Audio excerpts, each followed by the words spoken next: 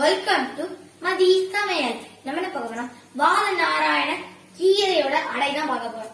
இந்த வீடியோக்குள்ள போறதுக்கு சேனலுக்கு லைக் பண்ணிருங்க, ஷேர் பண்ணிருங்க, சப்ஸ்கிரைப் பண்ணிருங்க, பக்கத்துல இருக்க பெல் ஐகானை ஆல் வச்சுங்க. நான் போற ஒரு வீடியோ நோட்டிபிகேஷன் வந்துரும்.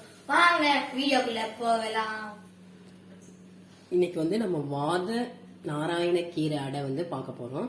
அதுக்கு இந்த வாத நாராயண கீரை நான் எடுத்திருக்கேன். இந்த வாத நீரான கீரையை பத்தி முதல்ல நம்ம தெரிஞ்சுக்கலாம். அப்புறமா அந்த அடை செய்யறது பார்க்கலாம். இது வாதம்னு வருது பாருங்க. இது முடக்கு வாதம், இதுக்கெல்லாம் ரொம்ப நல்லது. முட்டியில நீர் சேர்றது, முட்டியில அந்த ஜவ்வு பிரச்சனை, அப்புறம் வாயு தொல்லை, இது எல்லாத்துக்குமே இந்த கீரை ரொம்ப ரொம்ப நல்லது. இந்த அடை எப்படி செய்யறது, இதுக்கு என்னென்ன தேவையான பொருள் பார்க்கலாம். இந்த அடை செய்யறது நான் இன்னைக்கு ராகி மாவுல தான் செய்ய போறேன். ராகி மாவு ஒரு 2 பவுல் எடுத்து வச்சிருக்கேன். சின்ன வெங்காயம் பொடியா கொஞ்சம் ஒரு பவுல் நறுக்கி வச்சிருக்கேன். காஞ்ச மிளகா சின்ன சின்னதா கிள்ளி வச்சிருக்கேன். நல்லெண்ணெய், உப்பு.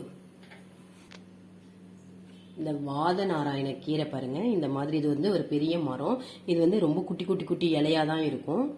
இந்த வெங்காயத்தெல்லாம் நம்ம லேசா வதக்கிக்கலாம். அதுக்காக நான் ஒரு 1.5 டேபிள் ஸ்பூன் நல்லெண்ணெய் ஊற்றிருக்கேன். எண்ணெய் காஞ்சிச்சு, காஞ்ச மிளகா போட்டுக்கலாம்.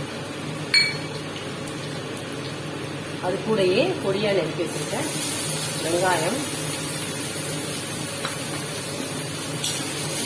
இது ரொம்ப வதங்கணும் இல்லை, லேசா வதங்கினா போதும். இந்த அளவுக்கு லேசா வதங்கினா போதும். இப்போ நம்ம கீரையை ஆட் பண்ணிக்கலாம்.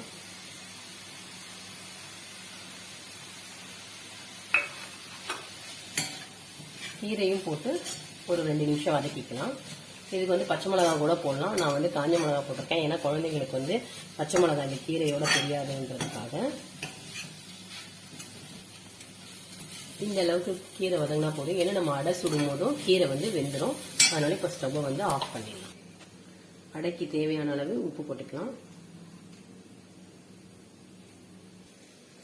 உப்பு போட்டாச்சு. இப்போ இந்த வதக்கி வச்சிருக்க வெங்காயம் கீரையை இந்த மாவுல போட்டுக்கலாம்.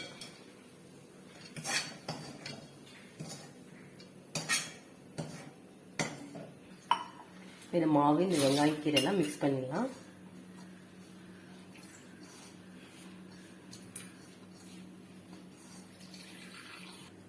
இது கொஞ்சம் மிக்ஸ் பண்ணியாச்சு. கொஞ்சம் கொஞ்சமா தண்ணி ஊற்றி சப்பாத்தி மாவு பதத்துக்கு பிசைஞ்சிக்கலாம். இந்த கீரை வெறும் அடை மட்டும் செய்யறது இல்லை. துவையல் பண்ணலாம், சாம்பார் பண்ணலாம், கூட்டு பண்ணலாம், சூப்பு பண்ணலாம். சப்பாத்தி மாவுல போட்டு பிசைஞ்சு சப்பாத்தி கூட சுடலாம். எல்லாமே ரொம்ப நல்லா இருக்கும். ரொம்ப நல்லது முட்டி கை கால் வலிக்கு. அப்புறம் இது தண்ணியில கொதிக்க வச்சு குளிச்சா கூட உடம்புல இருக்கிற அந்த ஸ்கின் ப்ராப்ளத்துக்கெல்லாம் கூட ரொம்ப நல்லது இந்த கீரை. மாவு பாருங்க பிசைஞ்சாச்சு. இப்போ ஒரே ஒரு டேபிள் ஸ்பூன் எண்ணெய் ஊற்றிக்கலாம். மாவு கையில ஒட்டாம இருக்கிறதுக்காக.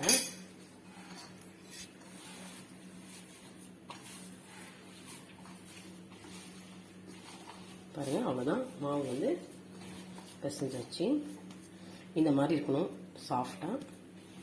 தோசை கல் வச்சிருக்கேன் அடுப்புல. ஸ்டவ் ஆன் பண்ணிடலாம்.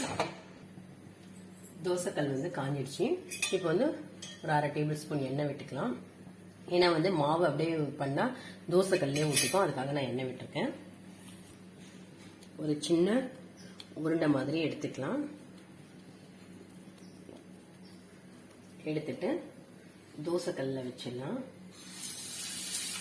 ப்ரெஸ் பண்ணிடுங்க. பண்ணிட்டு அது மேல கொஞ்சோண்டு எண்ணெய் விட்டுக்கோங்க. அப்பதான் கையில ஒட்டாது எண்ணெய். விட்டுட்டு எந்த அளவுக்கு மெலிசா தட்ட முடியுமோ அந்த அளவுக்கு மெலிசா தட்டு. பாருங்க, நான் மெலிசா தட்டிட்டேன். ஒரு பக்கம் வேகட்டும், அடுத்து திருப்பி போடலாம்.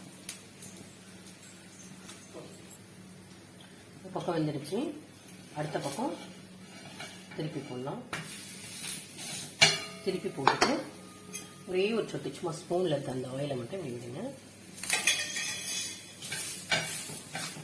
வேகட்டும். கொஞ்சம் அடுப்பு சிம்ல வச்சு வேக வைங்க. அப்பதான் ராகி மாவும் நல்லா வேகும்.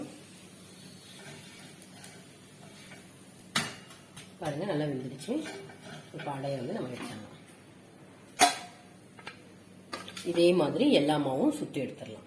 ரெண்டாவது கொஞ்சம் அப்படியே அதே மாதிரி ஆயில் போட்டுக்கலாம். போட்டுட்டு ஒரு பால் எடுத்துக்கோங்க. நல்லா அப்படி உருண்டை பண்ணிக்கோங்க.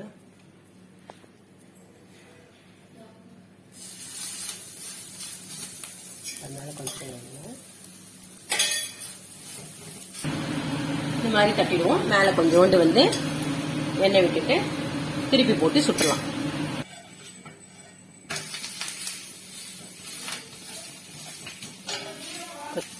திருப்பி போட்டுட்டு கொஞ்சோண்டு எண்ணெய் விட்டு பாருங்க, 2 பக்கமும் நல்லா வெந்துடுச்சு. அடைய வந்து எடுத்துடலாம். மீதி இருக்க எல்லாமே இதே மாதிரி சுத்தி எடுத்துட வேண்டியதுதான். இந்த வீடியோ உங்களுக்கு பிடிச்சிருக்கோம் நம்புறாங்க. அடுத்த வீடியோ சந்திப்போம். Tata, bye bye.